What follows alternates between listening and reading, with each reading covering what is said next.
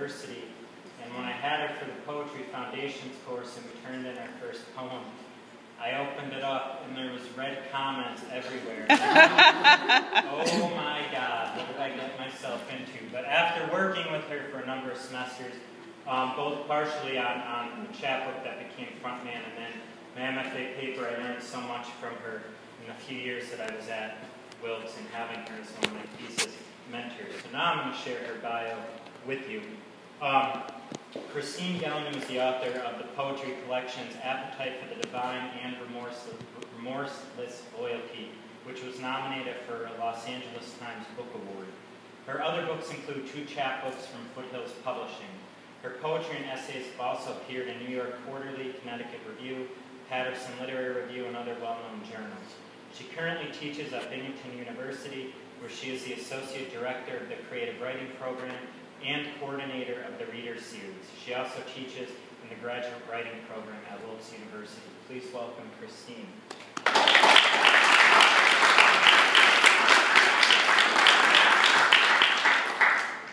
Thank you, Brian.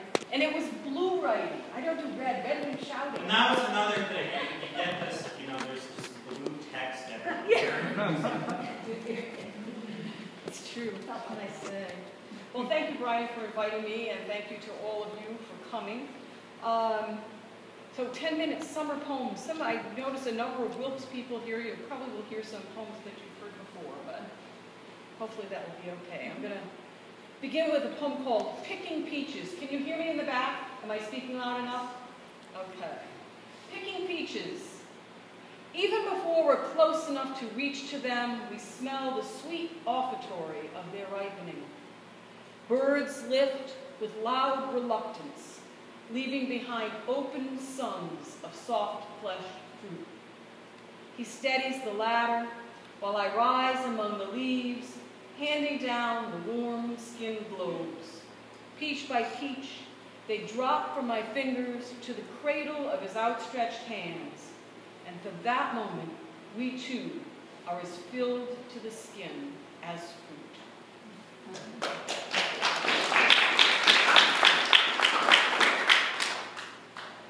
Once your children grow up and marry and move away and all, it gets really, really hard to get the whole family together. So we feel very fortunate that last week we have a week together in Maine at Acadia National Park, where we had both of our children and then children-in-law and the granddaughter all together.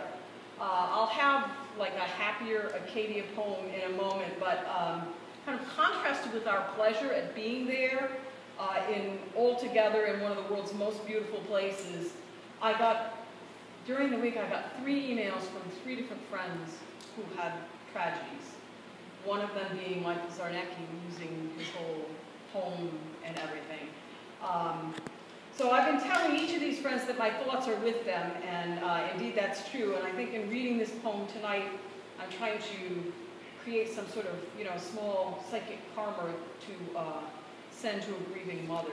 This poem is called The Suicide's Mother.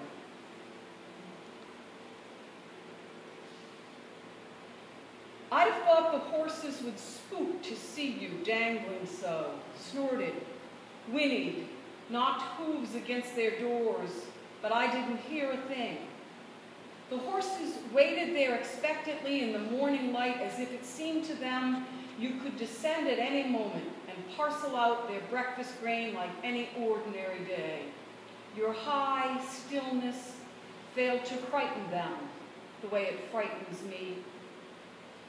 Others spooked them later, the yard overfilled with cars, police cruisers, the ambulance. Esperanza, your favorite, thrashed in her stall like a trapped bird when the man edged out along the rafter to release you, redeem what could be redeemed of your cold silence. One policeman asked me if I could answer why. He asked it, and his notebook was open to fresh paper, but he looked far off beyond my shoulder as he spoke.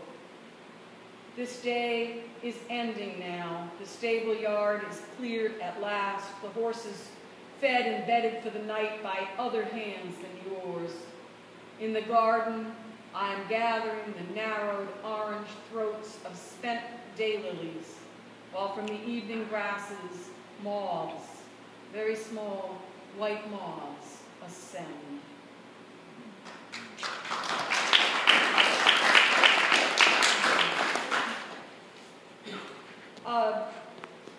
This Acadia poem is about my first trip there, many decades. I haven't written any yet about, certainly not finished any yet about last week.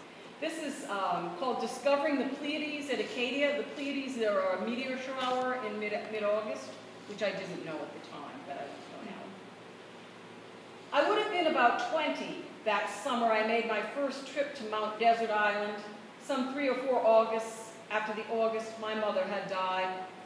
A camping trip with the friend who would one day become my sister-in-law. Together, we picked up a hitchhiker our first day on the island, young guy from Bleecker Street in the village, visiting Acadia as we were. Caution tells us we should never have opened ourselves to him like that. How impossible it is now to explain the generational trust we felt then, the ethos young people read in one another's clothes and hair. The woman I would know for the rest of my life and the young man we would neither of us ever see again, roamed the park contentedly, platonically, while he took a veteran's pleasure in showing us neophytes where the sweetest blueberries clung to their granite escarpment, where the mudflats plump with quahogs were.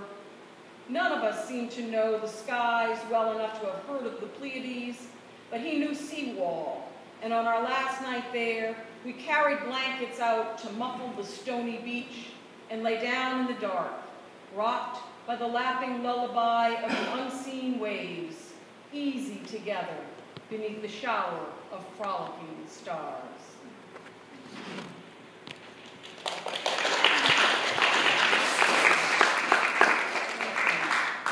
Well, Brian filled you in on what went on with Michael Zarnecki there, so I can skip over that, but I did want to read something from one of the chapbooks that Michael published my first chapbook and a second chapbook for me, and this first chapbook is one single long poem, and what I really regret is that I had planned to get more copies of both of my chapbooks, and now all are burnt. So the 17 that I have left of this was, he had told me this one was almost sold out anyway, but it's now down to 17. This is a single long poem, and it's based on the idea of an Australian Aborigine songline. Some of you may have heard me explain before, some of you may already know what an Aborigine songline is, but just quickly, in case you don't know, it's kind of, songlines are literature, history, and a map all together, in that the Aborigines have no written language, no paper, no GPS, no smartphone. So how do you, navigate the outback, which is a dangerous land not to get lost in? So basically what they have done is that over time something has happened to somebody in the group at every landscape feature. And so they put together a storyline, a songline they call it, of the events that happened in each of these landmarks. And if you tell yourself the songline as you move from A to B, if the story, the human story that you're telling and the land match up together, you're safe, you're going the right way. And I just loved the way that embodied the human and the environment that nurtures and gives us life with human story. So I thought to myself, what if I were to listen to the land that I had lived on at that time for 25 years? What poem would that give me? And so that's what North American Songline is. And so I just wanted to read a small portion for you. Oxygen is the exhalation of green plants.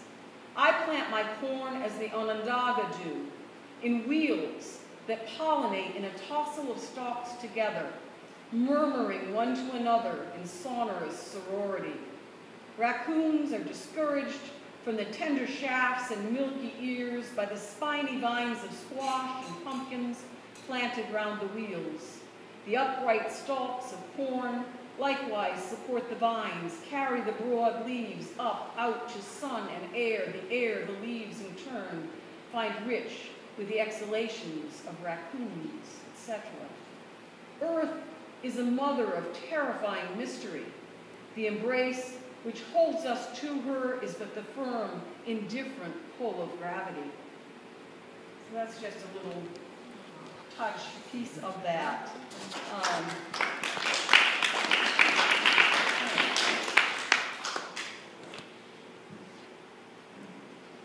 Well, as my last name would suggest, my father's heritage is French, but my mother's was actually the oldest child of Irish immigrants. My grandmother was from the west of Ireland, my grandfather from the north of Ireland. And about 10 years ago, my husband and I were fortunate enough to have 10 days in Ireland where we went to see basically where my grandparents had come from.